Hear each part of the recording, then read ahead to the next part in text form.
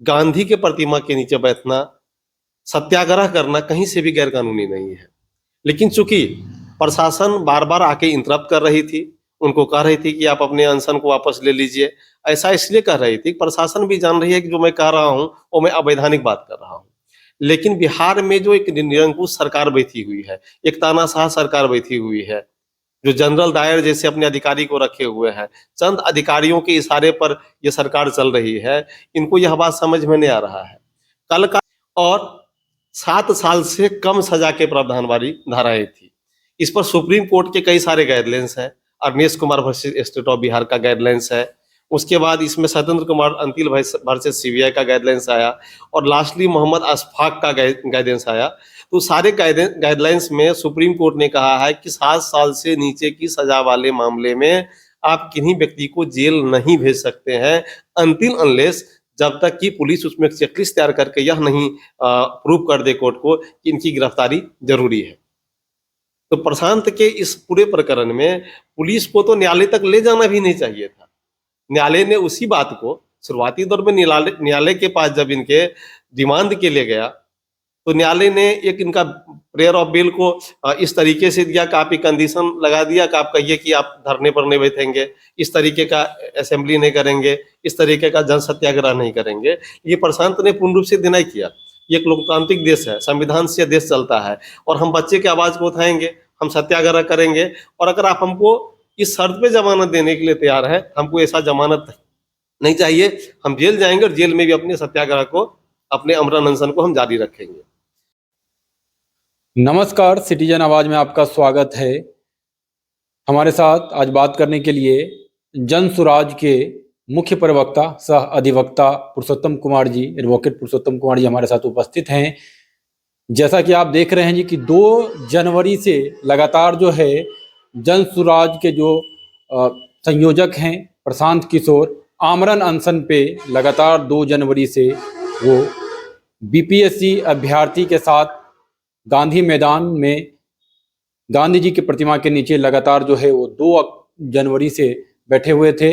लेकिन 6 जनवरी को कल सुबह लगभग 4 बजे के आसपास पटना प्रशासन के द्वारा उनको वहां से उठा लिया गया, और फिर जो प्रकरण हुआ वो मीडिया के माध्यम से आप पूरी प्रकरण को जान रहे हैं कि किस तरह से प्रशासनिक रूप से, जिस तरह से पीके का एक आरोप था जो कि लगातार प्रशासन जो है वो उनको पूरे पटना का चक्कर लगाता रहा, एम्स ले गया, उसके बाद कई जो है स्वास्थ्य केंद्र लेके गया, लगातार जो मुहिम जो आपने देखा। और बीपीएससी अभ्यर्थी को लेकर जिस तरह से आंदोलन जो है बीते जो है कई सप्ताह से चल रहा है, वो लगातार आप देख रहे हैं। परीक्षा को कैंसिल करने को लेकर जो अभ्यर्थी जो है वहां पे अनशन पे बैठे हुए हैं, और 2 जनवरी से प्रशांत किशोर अभी पता चला है जो कि प्रशांत किशोर वेदांता अस्पताल, जो पटना के वेदांता अस्पताल निजी अस्पताल है, उसमें वो भर्ती हैं। उनका स्वास्थ्य चेकअप हो रहा है, कई जांचें हो रहा है। जिस तरह से वहाँ के जो इंचार्ज हैं, डॉक्टर हैं, उन्होंने जो मीडिया को ब्रीफिंग किया है, जिसमें उन्होंने बताया कि उनकी स्थिति तो उनकी जो है सामान्य है, लेकिन कई जांचें हो रही है। हमारे साथ पुरुषोत्तम जी है। पुरुषोत्तम जी, आपका स्वागत है। लगातार जो है बीते लगभग 2 जनवरी से एक तो लाठी चार्ज हुआ, उससे पहले, उसके बाद जब प्रशांत किशोर को लेकर जो है पूरी तरीके से विरोधाभासी था, लेकिन 2 जनवरी से जब से वो आमरण अनशन पे बैठे हुए थे, पूरे बिहार और पूरे देश का मीडिया जो है एक उनके तरफ जो है वो कैमरा मूव था। लगातार जो है विपक्ष, जिसमें हम लोगों ने देखा जी कि बीच में कांग्रेस और सीपीएम जो लेफ्ट है उन्होंने रोड पे उतरा। रोड पे उतरने के बाद जो है कई मामले वहां चला, लेकिन विपक्ष में अगर बात करें, मुख्य विपक्ष जो आरजेडी है, वो लगातार प्रशांत किशोर को निशाने पे जो है वो रख रहे हैं।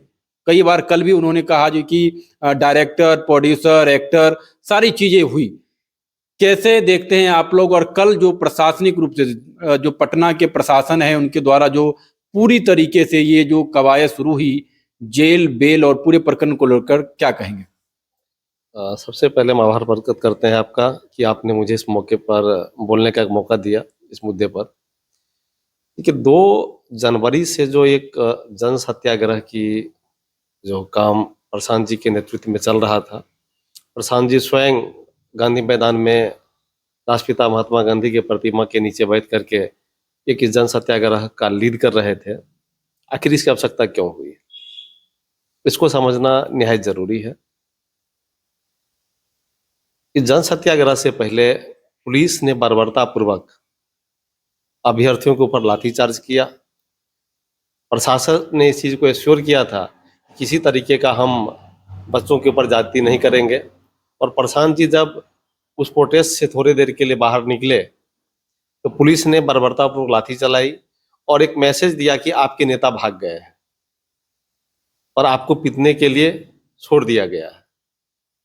तब जाकर के प्रशांत जी के मन में आया कि नहीं, एक ऐसा जन सत्याग्रह शुरू किया जाए जो सिर्फ बीपीएससी अभ्यर्थियों के लिए ही ना हो, ये बिहार के उन तमाम मेधावी छात्रों के लिए हो जिनके मेधा को, जिनके टैलेंट को रुपये के बलबूते पर बेचा जा रहा है। यहाँ शिक्षा माफिया हावी है और वो हर एक बीपीएससी यूपीएससी जैसे सीट को भी, बीपीएससी से सीट को भी पैसे से बेचा जा रहा है।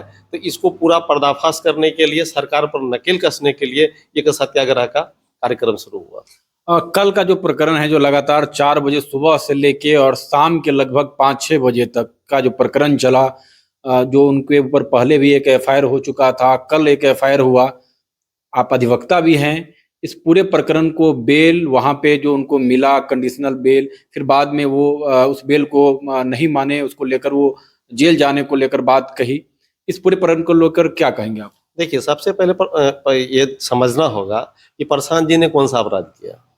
गांधी मैदान जहां पर लाखों लोगों की कैपेसिटी है, वो एक पब्लिक प्लेस है, कोई रिस्ट्रिक्टेड प्लेस नहीं है। आप देखेंगे जब गांधी मैदान को आप सही से अवलोकन करेंगे तो आपको गांधी मैदान के खुले वातावरण में दर्जनों इंस्टीट्यूशन दिखेंगे जहां कई प्रतियोगिता परीक्षा की तैयारी कराई जा रही है, सैकड़ों के तादाद में बच्चे असेंबल होते हैं, कहीं फिजिकल फिटनेस की कोचिंग चल रही है, कहीं एक संगोष्ठी चल रहा है, क्योंकि एक ओपन पैलेस है, पब्लिक पैलेस है। और पब्लिक पैलेस में गांधी के प्रतिमा के नीचे बैठना, सत्याग्रह करना कहीं से भी गैर कानूनी नहीं है। लेकिन चूंकि प्रशासन बार बार आके इंटरप्ट कर रही थी, उनको कह रही थी कि आप अपने अनशन को वापस ले लीजिए, ऐसा इसलिए कह रही थी, प्रशासन भी जान रही है कि जो मैं कह रहा हूं वो मैं अवैधानिक बात कर रहा हूं। लेकिन बिहार में जो एक निरंकुश सरकार बैठी हुई है, एक तानाशाह सरकार बैठी हुई है, जो जनरल डायर जैसे अपने अधिकारी को रखे हुए हैं, चंद अधिकारियों के इशारे पर यह सरकार चल रही है, इनको यह बात समझ में नहीं आ रहा है। कल का जो प्रकरण है वो इस लोकतंत्र में एक मिसाल है।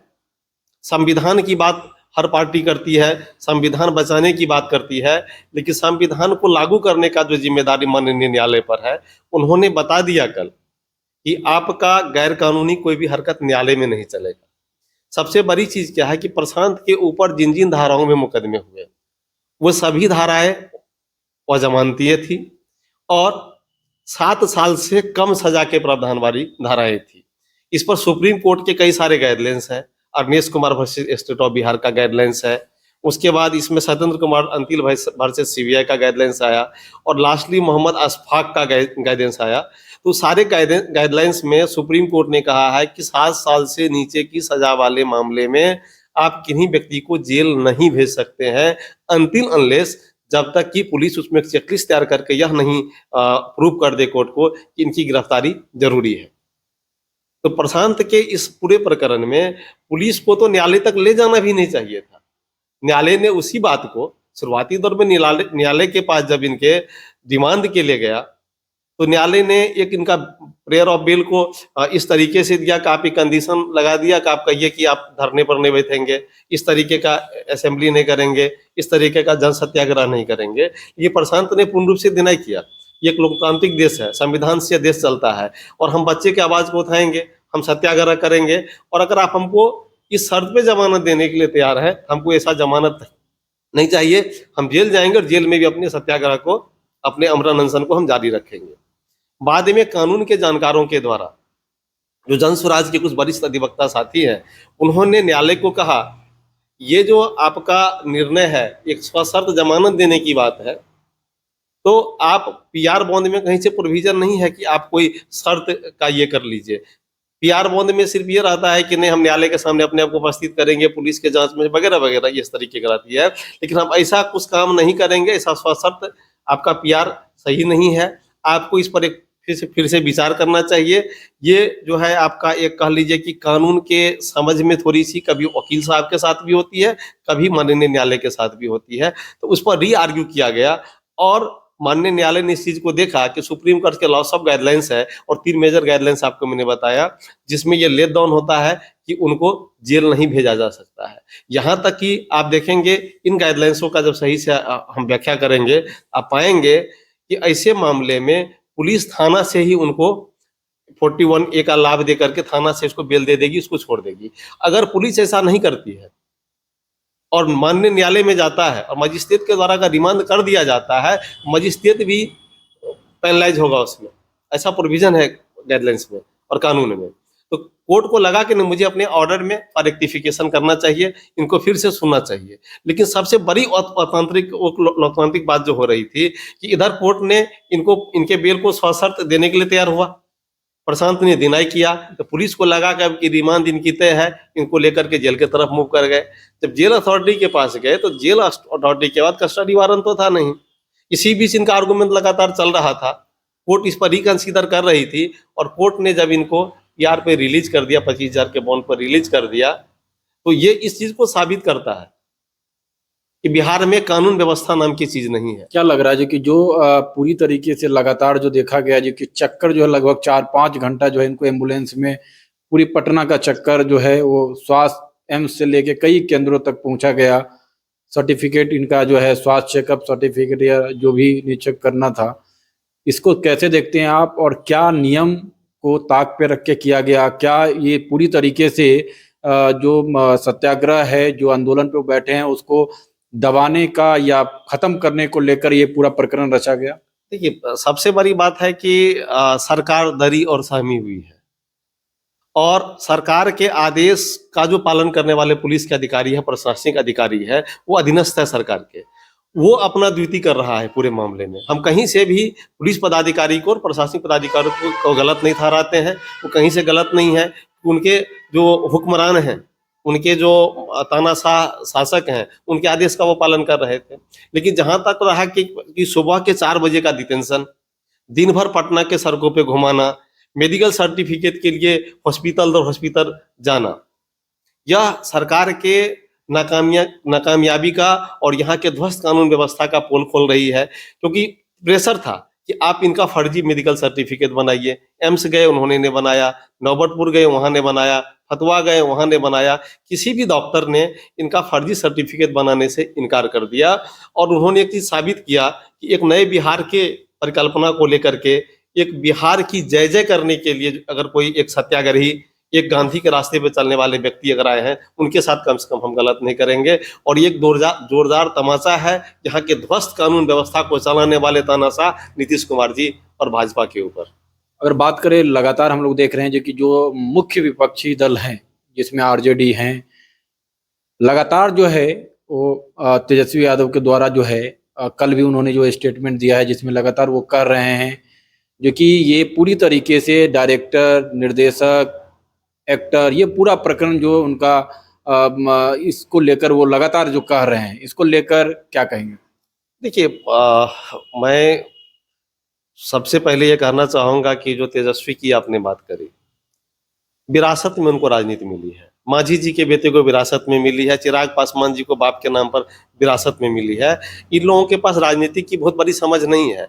लेकिन सवाल ये होता है कि मिथिलांचल में या हर गांव में एक कहावत है, उसको मैं थोड़ा सा एलोबरेट करता हूँ कि टाका जिनके पास होता है ना, पैसा जिनके पास होता है, धन और संसाधन होता है, तो उनका बेटा जो बोलेगा सही है बोलेगा। तो इन लोगों को राजनीति की समझ तो है नहीं। एक तरफ ये वैनिटी वैन पर सवाल खड़ा कर रहे हैं। आप एक बात बताइए पंकज जी, आप जिस वेशभूषा में हैं, कल आपको कोई भी काम करना होगा जो आपका एक स्टैंडर्ड ऑफ लिविंग है, जिस परिवार में हम पले बढ़े हैं, जो हमारा कैपेसिटी है, उस कैपेसिटी में जो मेरा लाइफ है, उसी लाइफ स्टाइल में हम रहेंगे। अब तेजस्वी जी ये चाह रहे हैं कि हम 5 स्टार शौचालय में शौच करें। अगर आज दरभंगा के धरती पर ही माननीय नीतीश कुमार जी आ रहे हैं, आप PhD में जाके पता कीजिए ना जिला प्रशासन से, उनके शौचालय पर कितने लाख की खर्च हो रही है। उनके चंद घंटे में वो जो टॉयलेट है उनके लिए कितने लाख की खर्च हो रही है। क्या रात में जो हमारी महिलाएं हमारी बच्चियां जो गांधी मैदान में धरने पर बैठी थी, क्या वो सड़क किनारे एक खुले में शौच के लिए जाती? वैनिटी वैन का उपयोग, उनका कहना था जो कि शौचालय तो गांधी मैदान में हर जगह जो है मैं इस बात का शौचालय। खंडन करता हूं, गांधी मैदान में एक भी शौचालय नहीं है। आप कहेंगे कई सारे सैनिटाइजेशन कॉम्प्लेक्स है, हम भी पटना यूनिवर्सिटी के ही साथ रहे हैं, पटना के गलियों में हम भी घूमे हैं और लंबे समय तक पटना का एक अनुभव है और आज उस न्यायालय के साथ में मेरी प्रैक्टिस है, मैं वहां भी जाता हूं। गांधी मैदान के पेरीफेरल में जो सड़क के किनारे वहां शौचालय है, उसकी स्थिति दयनीय है और गांधी मैदान के अंदर कोई सैनिटेशन कॉम्प्लेक्स नहीं है और है भी तो वो काफी दूरी पर है। क्या रात में एक बच्ची, एक सत्याग्रही आधा किलोमीटर दूरी तय करके शौच के लिए जाएंगे? अगर वैनिटी वैन का उपयोग कर ही लिया तो कौन सा जुर्म कर दिया? उस पर आप जो है कई सारे आपके जो है तथाकथित जो है जो बिके हुए मीडिया के लोग हैं, वो चला रहे थे कि गाड़ी नंबर यहाँ है, हरियाणा का है, फलना बीजेपी के सांसद का है, तो शेखपुरा हाउस में रह रहे हैं, उनके प्रायोजित हैं, उन लोगों के कोई मुद्दा तो है नहीं। अब एक जो है अभी तथाकथित दलित पत्रकार हमारे हैं वेद प्रकाश जी, उनको तो कुछ ज्ञान है ही नहीं। तो आप फर्स्ट बिहार और वेद प्रकाश जी जैसे मीडिया हाउस के लिए हम क्या कहेंगे? अच्छा चलिए, ये जो है एक तो लगातार ये चीज तो आ ही रही है जो विपक्ष के द्वारा, आरजेडी के द्वारा, लेकिन वो कांग्रेस की और ये वाम दल है उसका उन्होंने समर्थन भी किया और उन्होंने धन्यवाद भी ज्ञापन किया कल जब वो बिल पे बाहर आए। आगे कैसे देख रहे हैं इस पूरे मुहिम को, सत्याग्रह को, ये आमरण अनशन को, क्योंकि आज जैसा कि पता चल रहा है जी कि वो वेदांता में वहाँ पे जांच उनका चल रहा है। आप लोग और जनसुराजी इस मुहिम को, इस सत्याग्रह को आगे कैसे देख रहे हैं? देखिए, ये सत्याग्रह जारी रहेगा।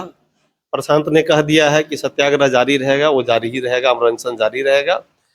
रहा सवाल कि प्रशांत के स्वास्थ्य को लेकर के, तो हम सभी चिंतित हैं। ईश्वर से कामना कर से प्रशांत जल्दी स्वस्थ होकर हम लोगों के बीच आवे और नेतृत्व दे पूरे बिहार को बदलने में अपना पूरा समय और योगदान दे। ये हम लोग ये कामना करते हैं ईश्वर से, प्रशांत जल्दी स्वस्थ होकर के आवे।